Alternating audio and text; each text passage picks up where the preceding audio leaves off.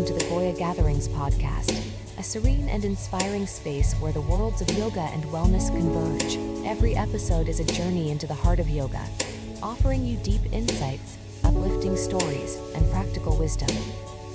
Our conversations are designed to inspire your journey and illuminate your path to well-being. Please remember that the views expressed by our guests are their own and do not necessarily reflect the opinions of GOYA Gatherings or its hosts.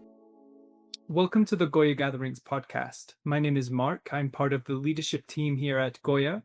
And today I'm really happy to have Sara as a guest on the podcast with me today. We have a fantastic episode for you that is about yoga, healing, and the courage to keep showing up during those difficult times of life. This is a very poignant episode filled with personal stories and journey. And I really hope that it inspires you and offers some sense of comfort for those difficult, uncomfortable, and challenging times that we all end up facing. So without further ado, let's meet Sara. So Sara, thank you so much for being here on the GOYA Gatherings podcast today. It's a pleasure to finally sit down with you. We've been trying to coordinate this interview with our busy schedules for a few months now, so I'm really grateful you took the time to be here with me today. Thank you so much, Mark, for having me on this podcast. Yes, I know we've been working to try to find each other, and I'm so glad that it's happening today. So we have I gave this podcast a sort of an overview, which is something that you shared with me through our communication that you'd love to kind of share with the GOYA community, something very personal to you. Before we start diving into that part, just to give an overview and a little bit of background for our community who might not know you, can you share a little bit about who you are, your path into yoga, and the work that you're currently doing as a teacher of yoga? Sure, thank you. I live in Calgary, Alberta, in Canada, and I've been teaching and practicing yoga for a little over 22 years or so. I came at it very much from a movement perspective as someone who grew up dancing, loved to express myself through dance, and yoga really felt like a natural fit as I started to age out of the dance stuff that I was doing. So it was coming home to me, going to yoga, moving my body. There might be music. I absolutely loved it. I did as much yoga as I possibly could at even a very young age. And then I had an opportunity to do a yoga teacher training. I didn't know that much about it, but I just took the training and dove in. And then that took me to New York City, and I did a teacher training with Yoga Works. And while I was there, I realized that there were people teaching yoga full time. And I thought, if teachers can teach yoga full time in New York, I can come back to Calgary and try to do that here. At the time, I didn't know anybody who was teaching yoga full time. So that's what I attempted to do. And I have been doing that ever since. Um, and in that time, I got married, and I have 3 children who are currently 14, 11, and 5. And they are very busy kids. And yoga keeps me grounded in being a good mom, a patient mom, and one that's available. It's a very flexible career, no pun intended. And yeah, that's why I'm here. So even though I came at it from a very physical place, it's evolved over time, of course, as any practitioner can tell you. The reason you enter might really change and ebb and flow with time. It's I mean, I guess it's not a unique thing to be a full-time teacher, but I think it's still maybe not as common as people might expect. Like being a full-time yoga teacher is something on it on its own is a very can be a very challenging and rewarding career at the same time. But I think it's not as common as people listening might assume that it is even today. You're absolutely right, Mark. There have been many challenges along the way and worries about stability, particularly during COVID-19. Um, the pandemic, I actually did go back to school and completed a Bachelor of Education, thinking that I would go in that direction. And as this conversation progresses, I'll explain why I didn't go in that direction, but I did complete it.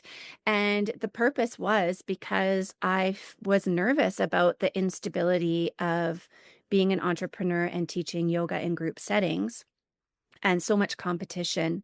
There wasn't a lot of competition when I started teaching yoga 22 years ago, and there is a lot of competition now. So finding that sort of supplemental income is almost essential as a yoga teacher, so that you don't burn yourself out from teaching 30 plus classes a week.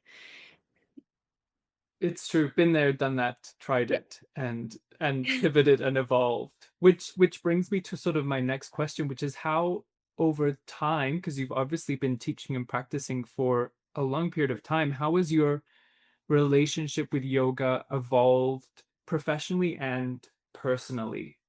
Yeah. I think they're so intertwined in a way. So when I first started teaching yoga, because my access point was physicality, I sort of made an assumption that that was other people's approach as well. I was really young as well, so I'll give myself grace in assuming that. And I also taught in a lot of gyms. So my assumption was people want to work out, uh, or if they were athletes, they needed to do something really physical. And it wasn't until one of my friends, who was actually a professional athlete, told me that my yoga class was too hard, that I actually had to step back and think to myself, oh, of course, this person doesn't need another workout. They need an opportunity to rest, restore, reflect, stretch, mobility. Yeah, so that's where I started, was very physical. I even remember myself, even as a teacher, finding 5 minutes of shavasana painful. So now, as time has gone on, it's almost flipped the other way. I would say that I still teach very much a physical practice, but I can approach it in different ways that are very nuanced. So, our physical practice might be approached through yin, through restorative, through gentle movement, through longer holds that are challenging in a different way, not just physical. And so the practice that I am teaching and practicing has certainly evolved with life experiences, my access to my own physicality, in being very observant to those around me, like people dropping into child's pose. I always say, if I give you the opportunity to choose between child's pose and downward dog, and 90% of you are taking child's pose, I know it's time for me to slow down Mm. and teach from a softer place. So I think my approach has just really changed. I really try to listen and watch my students and receive their energy. So if they're looking like they need something softer, if they're choosing the more gentle options when there's been two given, I respond accordingly. And also try to give options to teach to the fringes. So those people that do want a really physical practice, I'm giving them that chance too, but maybe in a different way, like a longer hold, a balance pose that's really challenging for everyone in the class, but there's an access point for everyone. Longer shavasana. Now I love it. Um, and definitely in honoring the roots of yoga, so much more of a philosophical perspective, weaving in the yamas and niyamas to our practice, um, and really accessing the practice from a place of listening and receiving instead of um, presentation or plan. It's interesting you mentioned that kind of evolution, and I wonder how much of that initial, because I think a lot of people experience that initial attraction to yoga as the physicality, especially coming from a dance background. I would imagine that the physicality is huge, and that yoga being a workout is very common for people to sort of have an entry point in, and that over time, because if we're continuing to practice over the course of our lifetime, then we evolve with the needs of our body, our minds, our life situation, as we'll talk about next, the things that life presents to us, and adapting as we go, which I think just helps make us a really well-rounded teacher as well I as a human being. Yeah, I agree completely. I think the first time I really noticed that was in trying to teach yoga during pregnancy and not being able to demonstrate as much as I would have in the past. So I really refined my verbal cueing and felt really empowered by that ability to be able to use cues in such a nuanced way that people understand and can do it without having a visual. And that was really a profound change in the way that I was delivering my teaching. And then again, with the practice itself, because they're so intertwined. It's so true. It's so true. Um, so it's at some point in life, um, we have experiences we didn't plan for, which yoga can help prepare us for. But can you share something that led you into a season kind of in your life of deep reflection, deep change, deep adjustment? Yes. And thanks for that question. So it was just near the end of finishing that Bachelor of Education program that I had mentioned, actually had just completed it. And I was about to kind of figure out how I could balance a new role as an elementary school teacher and a yoga teacher and still be present for my family. And something was just really sort of um, bothering me. I had a feeling that I was unwell. I had really pushed myself during that education degree. I didn't give up any of my classes. At the time, my daughter had only just turned 3.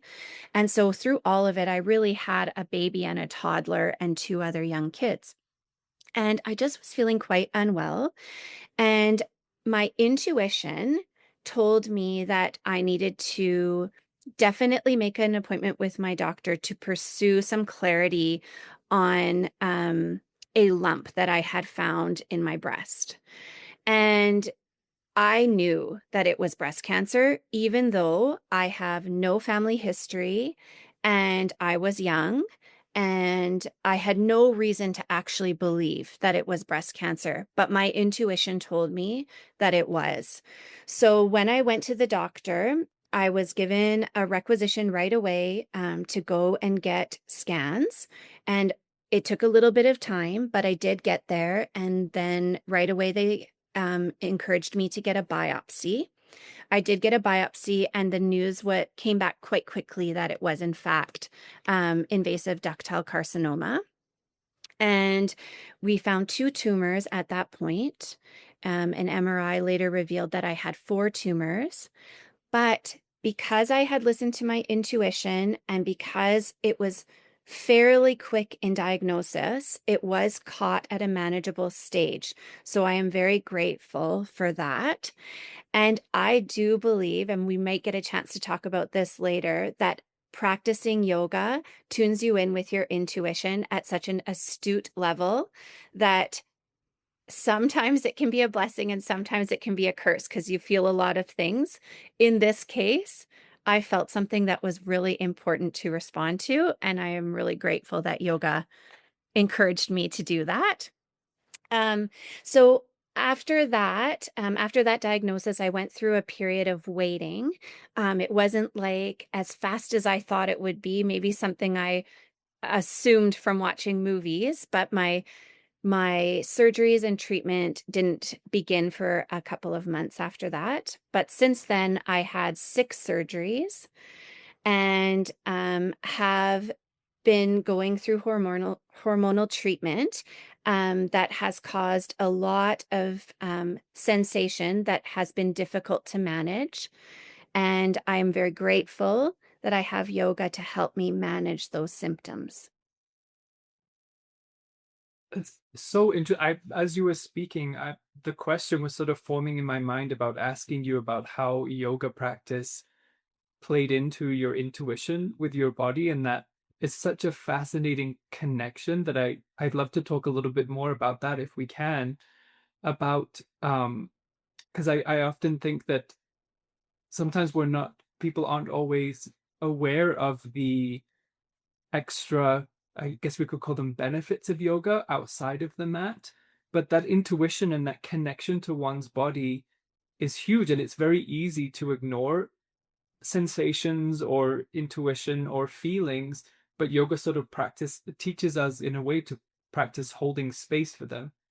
So was this a new skill that you'd consciously become aware of before you sort of went through the path of diagnosis, or was it something you realized you had during that process? I think it's something that's been cultivated over all the years of practice time, where when something feels off or wrong, it's like I cannot let go of it.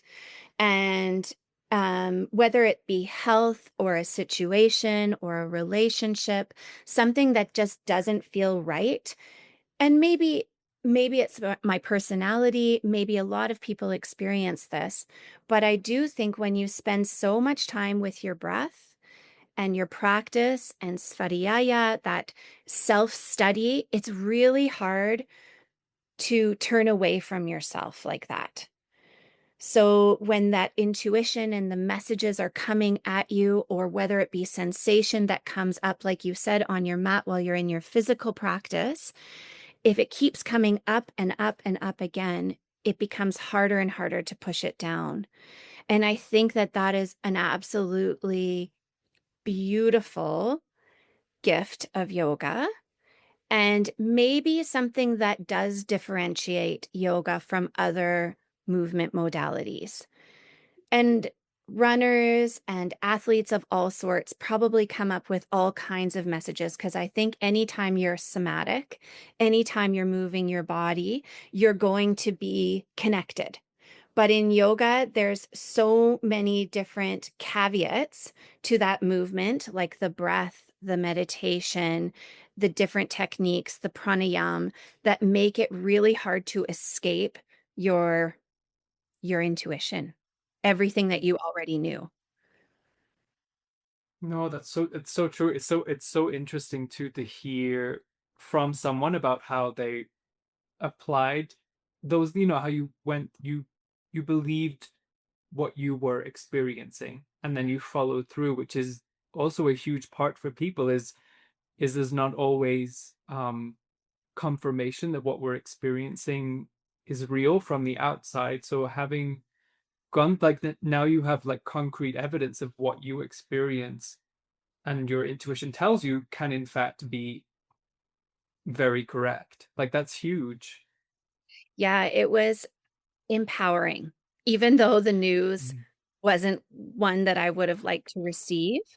It Of course. absolutely was confirming, that I knew that there was something that needed to be addressed. Hmm. I wonder too if we could touch on a little bit. You mentioned about the waiting period, how it wasn't as fast as you'd sort of seen in movies. And I wonder how, what's it like to hold space in that period of kind of unknown? Like not having actionable things that you have to do, but what is it like from a personal and a practice perspective to sit with waiting? What's that like? Okay, so this was really challenging, and this is where I've been trying to help others in my community and my family who have go had to go through this waiting period, or who are currently going through this waiting period. There is so much anticipation, and it's completely beyond your control. So this is yoga off the mat, using your breath in the most obscure places. So you might be in a doctor's office waiting for someone to come and talk to you. You might be post surgery. You might be pre surgery. Using the breath was an absolutely essential tool for getting through those times. in the waiting period, in the holding pattern, it was challenging. I had said earlier that being able to feel your sensations so much is a blessing and a curse that comes with yoga. And what I mean by that is then I was almost overwhelmed with sensation. And it was hard for me to differentiate what was trouble and what was just being. So that was a real challenge for me in the way that I needed to be really grounded and really get on my mat and practice and show myself what I could do in order to know that I was okay. And I still have that a little bit. Like once in a while, I will do something really challenging on my mat, like a crazy handstand or a vinyasa sequence that's really hard just to show myself that I'm okay. And Mm. yoga's been good for that too. But yeah, during those holding patterns, some of the sensation that I got from yoga was almost overwhelming. Wow, interesting. It's not something I would have, having not gone through that type of experience myself, have thought right away, but it reminds me of how meditation has a lot, like the practice of meditation has a lot of caveats. Like there are people for whom meditation practice isn't appropriate for a variety of reasons, and I that's obviously true for the practice of yoga too, that it's not that sort of like cure all that it's sometimes suggested to be. Absolutely. And in this case, I really did experience that firsthand, and it made me have to figure out practices that did work.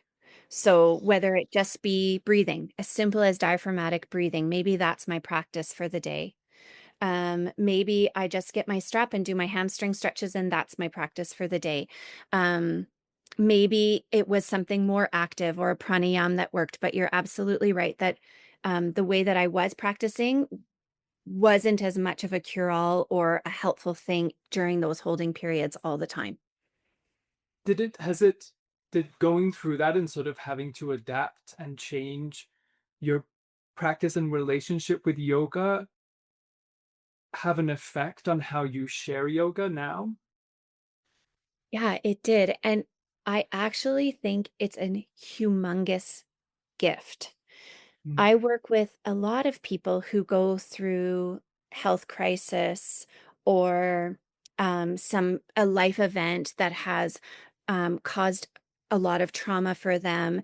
And I feel so fortunate, not in that I had to go through it, but blessed in that I can have some even an inch of understanding of what their approach might be as they come onto the mat. Mm. That, I mean, that's from a teacher perspective, that ability to see people that way is probably huge. Like being really able to connect with them on that shared experience is something that a lot of us as teachers might not always have with our students. So it's pretty amazing to come at it from that angle. Yeah, I do feel really blessed to be able to connect with students on that level and learn from them and perhaps they are open to me knowing their journey, knowing that I have experienced surgery or a challenging health diagnosis. And because healing is rarely linear, as you probably very well know from your own experiences, how did yoga practice help you with that kind of ebb and flow that happens when, because you mentioned you had, was it 6 surgeries, so there must have been these huge periods of time over the last few years where you've experienced kind of feelings of wellness and you know energy and activity, and then other times where not. So was it easy to adapt the practices for yourself for those times? The ebb and flow is just a perfect way of putting it. You're absolutely right in saying that it's not linear and it's definitely not a checklist, which it kind of could appear that way. Like you do this surgery, check that off. Now you're moving to this, you're a little bit stronger. The tumors have been removed, check that off. But I at times have felt like my healing and my need to heal has been stronger and more prominent in times where there isn't any surgery, in times when I should be in the clear. It's like when my mind and my thoughts have had a chance to catch up with what's just happened. So when the public might assume that you are the most challenged or need the most amount of assistance, is actually the opposite. So it's Mm. in the aftermath when everything kind of settles down and you think to yourself, what just happened? Or your nervous system is just totally wired from the experience. I think of like I've described this before, like a little fox or a bunny that almost gets attacked and then narrowly misses being eaten and runs into the forest, curls up and shakes. That's kind of what I have gone through multiple times during this time. So I've had really good moments of, I am well. I am so happy. Thank goodness that's over. What's next? I am so energized.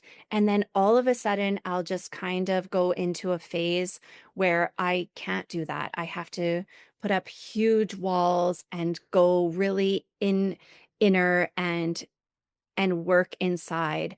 And the practice has been able to meet me during those different phases. So, restorative has been really a big practice for me, more so than ever. Um, Breathing, pranayam, meditation, philosophy, all of those aspects of the practice that were always there, but maybe not so prominent, have helped me in my healing so much. Reminds me what you're saying a little bit of sort of grief and how oftentimes when someone experiences like a huge moment of grief in their life, that it's sometimes when life goes back to normal that Yeah. people start going about their daily lives, that's when that person might need the most support, because that's, the during what like during that initial moment of grief, it's there's a lot happening, but it's like absorbing after that's really the challenging part. And that's where the practice, I guess, becomes so critical and much more important, because we can often be left kind of on our own or alone, which is scary. Yeah, that's a really important comparison and very similar. Hmm.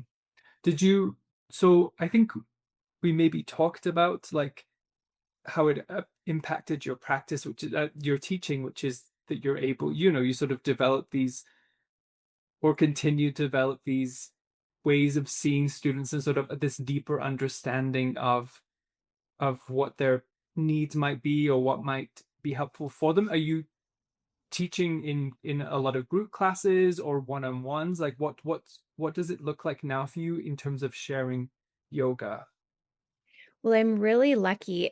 Yet just yesterday, I was like beaming to myself, thinking, I love my profession and this work that I get to do. I am so blessed and so grateful that I get to do this every single day. It's a relationship between me and my students and yoga, and me and yoga.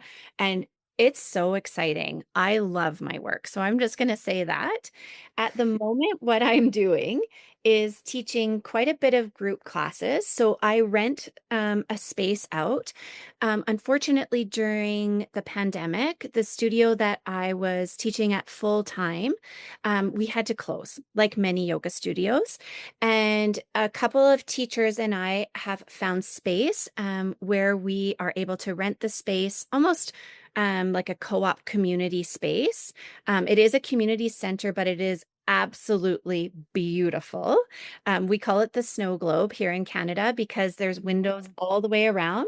It has a skating rink and a sledding hill, and when it snows, it actually does feel like a snow globe, and it's beautiful all year round as well. But it is almost as though this space was created for movement and community, because that's what we host there, and it's a it's an absolutely perfect fit. So I teach group classes there every week and lots of different styles, everything from mom and baby to prenatal to gentle mobility, to strong physical classes to more meditation style classes. So I have all of those there on a weekly basis.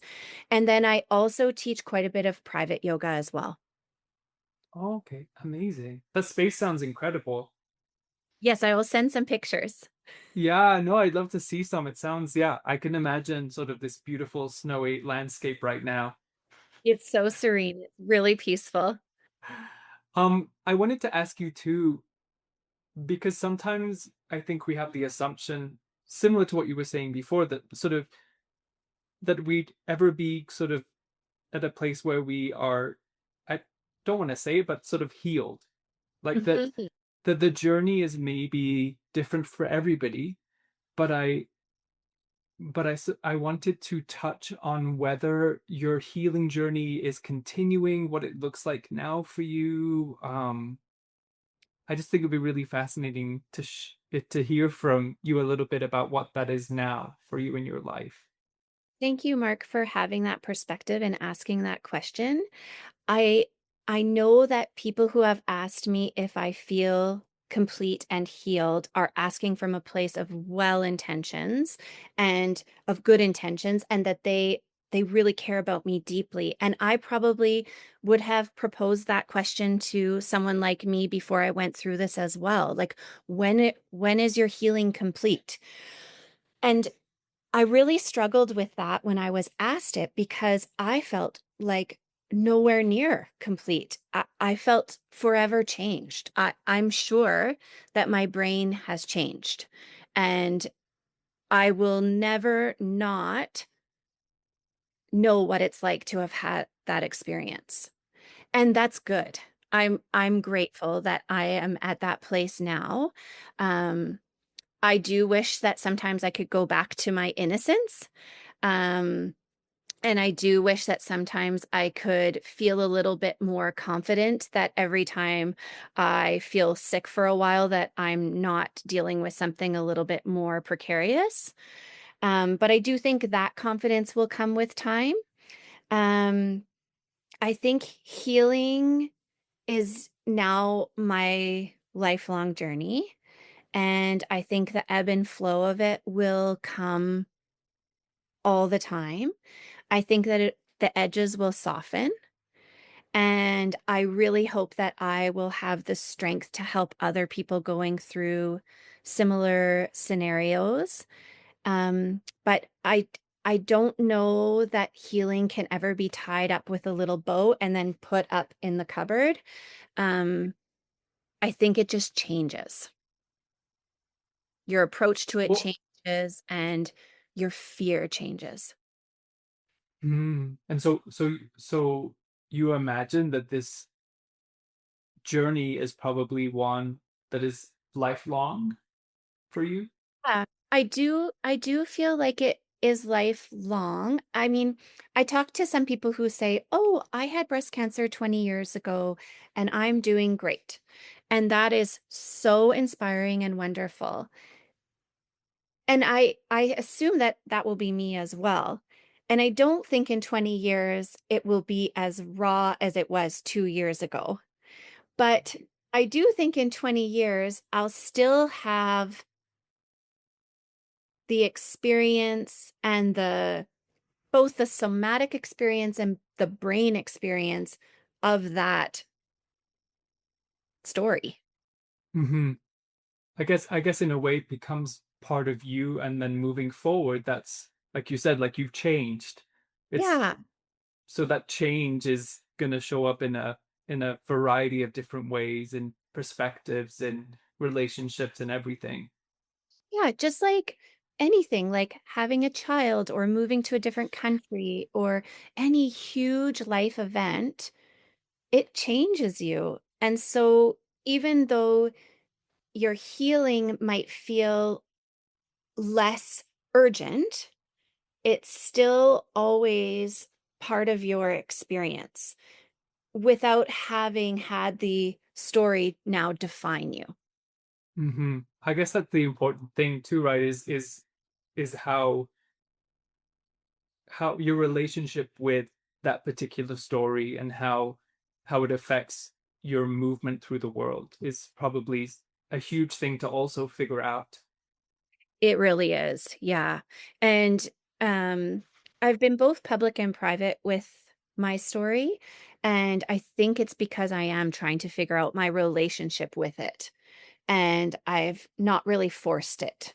I'm just letting it come, and if I feel comfortable in sharing, then I will, and which is exactly why I wanted to share with you today and your listeners, um, and then sometimes I just hold it back, and that's okay too. I mean, speaking of the listeners, there's, the for all the people who are listening, there's probably, unfortunately, we know a fair number of people who will go through a similar diagnosis as you, or will have some experience of, yeah, a health diagnosis that really changes their life in some way, whether it's whether it's considered something chronic or something, like you were saying before, something more immediate that needs to be dealt with. So what would be some advice you would offer someone who is going through that diagnosis period, that sort of unknown of what it is exactly they might be experiencing, and then the waiting? I'd love Yeah. to hear. That's a great question, and everyone is so different. So I'll be really gentle in my suggestions. But some of the things that did help me, as mentioned before, was my breathing practice. There are so many great apps that can help you with that if you don't have one that you feel confident in doing alone. If you need some guidance, maybe you have a really strong pranayama practice and then all of a sudden you just need that guidance because you need someone to help you through this. So I would say find a teacher or a program that you feel comfortable in using. Um, there's, the Calm app is wonderful, Headspace is wonderful, and there's plenty of other free resources if you need them. Um, I would say boundaries are really important. So you do not have to share everything with everyone. People will be really worried about you, and it comes from such a genuine place of love. But maybe have a point person, a couple of people that you really trust to relay your messaging, to relay how you are doing, so that you don't get overwhelmed in communication. In the world that we live in, we're so overwhelmed with communication, through, of course, all of the ways that it can come at us. So choose what works for you. Sometimes social media can be a bit of a scary place. Looking up other people's experiences can feel really comforting, and then looking up other people's experiences can be really scary. So I would just say, just be mindful of that. And to really be nice to yourself. That's my other piece of advice. So if you like a certain meal, make that meal for yourself or ask someone to bring it to you. Um, Spend time with people that you can openly talk to or just be with. And yeah, just really honor your experience, and all the messaging that is coming to you is okay. And don't judge. Don't judge the messages that are coming to you. Not everything is true, and just take your time. I love that you mentioned apps, and that how even if someone had a strong pranayama practice, that there's times in life where we need that voice Yeah. to just guide us and help take us from, like, as someone who, I use a lot of guided meditations for myself, because I just find that there's times in life where I just can't have that silence and be guiding myself, and it's this resource that I think some people sometimes expect that you'll use it for a little bit and then you'll never need it again because now you have a pranayama or a meditation practice. But the technology and the apps and the teachers on those apps are just, it's they're just wonderful resources that I really, I'm so grateful you mentioned that, because I think it's an important thing for people to have in their back pocket. Yeah, I do too. And there's so much accessibility. So sometimes, like I said, we get overwhelmed with communication and tech, but there are some real gifts there too. you can access something that can get you through one of the hardest times of your life, just at your fingertips. You might not even have to pay for it. So yeah, dig into those resources. I was really big into music as well. So I had friends make me playlists, and then I would put my headphones on and listen to the playlists. I specifically remember my surgeon coming in after one of my surgeries and really commending me. She's like, "Oh, wow, I just wish all my patients could be this focused and could go to that place." So I don't even know. She just came in and saw me with headphones, but I was listening to music and doing a bit of a music meditation. So that's another option as well. I love it. I love it. As we sort of bring this to a close, I'd love to know what's your life look like now at this point? You know, we're 2026. What's your teaching, your relationship with your body and your health and your healing? What is it? What is what is it all like at this moment in time? Uh, Well, I'm doing really well right now. I'm feeling very good. I'm finding a balance with some of the medicine that I have to take. As mentioned earlier, it does give me a lot of symptoms. So figuring out a balance of what's real and what's a symptom of medication is kind of my latest battle that I'm facing. Yoga helps me with that, and so that from the health perspective, that's kind of where I'm at with my health. I'm feeling really strong. I'm able to do a lot of things that I wasn't able to do before. My mobility is really good despite having 6 surgeries. And I do credit yoga for that. So, for anyone listening that is going to experience surgery, finding the right proper practice is really important. But yoga does gift a lot of mobility for scar tissue. And I have found that despite, going in several times on the same scar, I have incredible mobility that really surprised me. Um, and I'm busy being a mom. My kids are super busy in their sports and activities, which I love. So I'm busy doing that and with my work and my husband and my family, and life is good. I love hearing that. That's so beautiful.